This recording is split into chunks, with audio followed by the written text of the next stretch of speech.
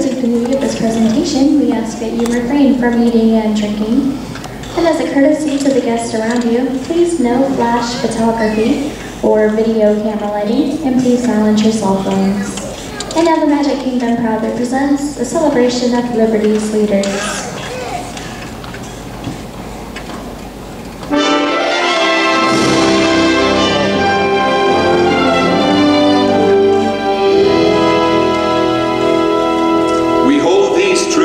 Self-evident, that all men are created equal, that they are endowed by their Creator with certain inalienable rights, that among these are life, liberty, and the pursuit of happiness.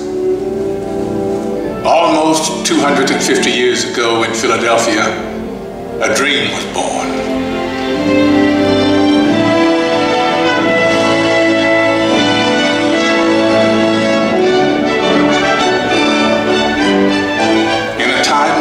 And kings, it was an astounding revolutionary dream that we, the people, should choose our own leaders, that they should be one of us.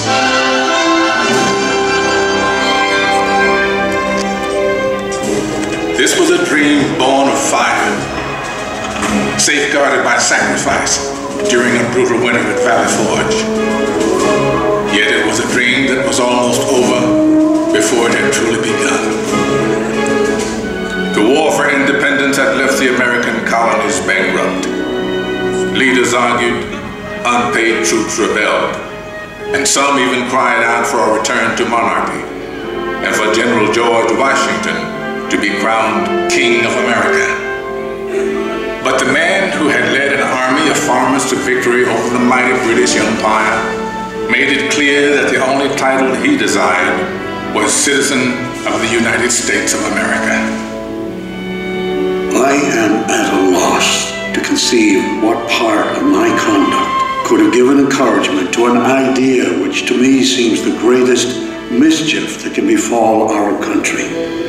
If you have any regard for yourself, banish these thoughts from your mind. But when the new nation finally adopted its constitution, and it came time to elect its first president, there were no doubts about who that president should be. Only he had such doubts. I fear my countrymen will expect too much of me. I walk on untrodden ground. There is scarcely any part of my conduct which may not hereafter be drawn into precedent. In the end, Washington set the most important precedent of all. The man who could have been king stepped down after 2 terms in office and took his place again amongst the people. By insisting that he was, above all other things, one of us, he made it possible for any of us to dream of serving the nation in its highest office. And one day, sure enough, it came to pass that a man who wasn't an aristocrat aspired to the office of president. Andrew Jackson was a battle-forged frontiersman, and according to his predecessor, President John Quincy Adams, a barbarian who cannot write a sentence of grammar and can hardly spell his own name. To which Jackson merely replied, "It's a damn poor mind indeed that can't think of at least 2 ways to spell a word." He may have lacked a formal education, but he was tough and brilliant. Just the ticket for a new nation of Americans struggling to turn a dream into an enduring reality. They swept Jackson into office by a landslide, and then descended on his inauguration, determined to shake his hand in person. Why, 20,000 country people shoved to get in the door, track their muddy boots across the carpet. And my dear, they would be here still if we hadn't placed tubs of punch out on the lawn. Washington's elite fumed, but Jackson loved it, for these were his people. He was proud to be one of us.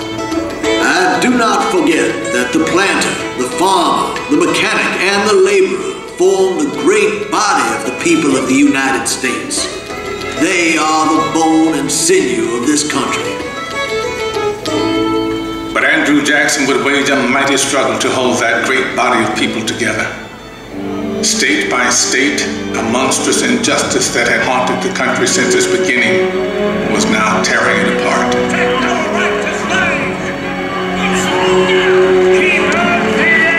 As civil war threatened, we searched deep in our heartland for a leader equal to the ordeal ahead. It was perhaps a vindication of the American dream that we found a plain-spoken, self-taught lawyer from Illinois whose campaign platform could be summed up in 5 simple words. All men are created equal. I say this government cannot endure permanently half slave and half free. A house divided against itself cannot stand. Abraham Lincoln's words touched the hearts of reasonable men. And in 1860, we sent him to Washington, where he would face the hardest task that any American president would ever face.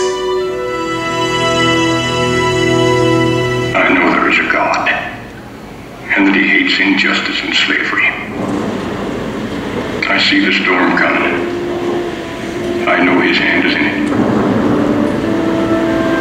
If he has a place, work for me, and I think he has, I believe I'm ready. I am nothing, but truth is everything. And with God's help, I shall not fail.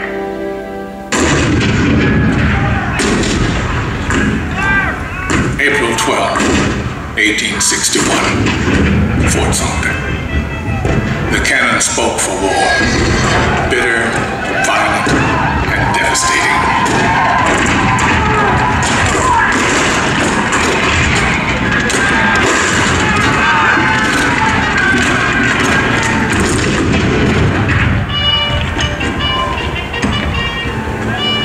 The blood of 500,000 Americans was shed in the dark days of our Civil War. But as the sun rose on a cold November day in 1863, thousands of Americans gathered on the battlefield in Gettysburg to hear President Abraham Lincoln give meaning to our sacrifice.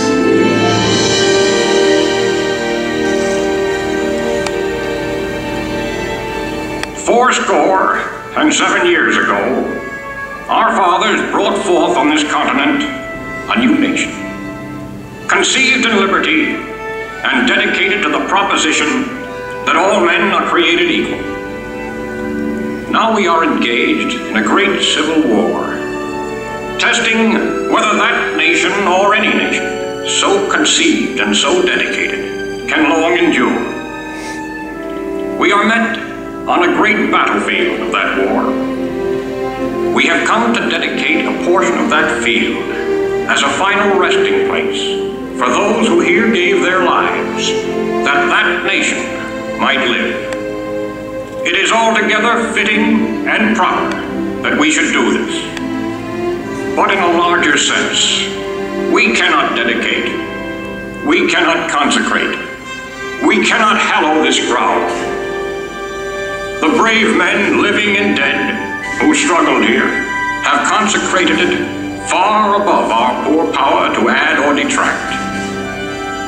The world will little note, nor long remember what we say here, but it can never forget what they did here. It is for us the living, rather, to be dedicated here to the unfinished work which they who fought here have thus far so nobly advanced. It is rather for us to be here dedicated to the great task remaining before us, that from these honored dead we take increased devotion to that cause for which they gave the last full measure of devotion. That we here highly resolve that these dead shall not have died in vain, that this nation, under God, shall have a new birth of freedom, and that government of the people, by the people, for the people, shall not perish from the